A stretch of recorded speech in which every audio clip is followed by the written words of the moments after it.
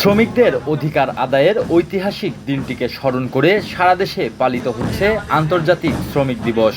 সুস্থ শ্রমিক, কর্মঠ হাত, আসবে এবার নবপ্রভাত।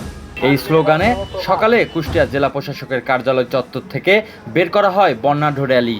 এতে অংশ নেন জেলা প্রশাসক সহ জেলার বিভিন্ন শ্রমিক সংগঠন ও পেশাজীবী সংগঠনের নেতারা।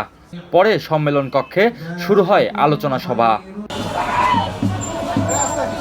দিবসটি উপলক্ষে বর্ণাঢ্য র্যালি করেছে কুষ্টিয়া নির্মাণ শ্রমিক ইউনিয়ন। সকালে জেলখানা মোড় থেকে বের হয়ে র্যালিটি শহরের বিভিন্ন সড়ক প্রদক্ষিণ করে। পরে অনুষ্ঠিত হয় আলোচনা সভা।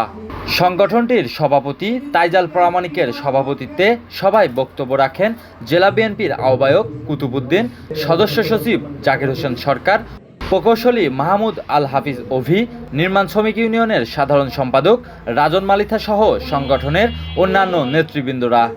এ সময় বক্তারা বলেন, দেশের উন্নয়নের চাকা সচল রাখতে শ্রমিকদের বিকল্প নেই। তবে প্রকৃত উন্নয়ন তখনই সম্ভব যখন শ্রমিকের ন্যায্য মজুরি, কর্মক্ষেত্রে নিরাপত্তা এবং উন্নত চিকিৎসা সুবিধা নিশ্চিত করা যাবে। শ্রম দিবসের চেতনাকে ধারণ করে শোষণমুক্ত কর্মপরিবেশ গড়ার আহ্বান জানান অতিথিরা।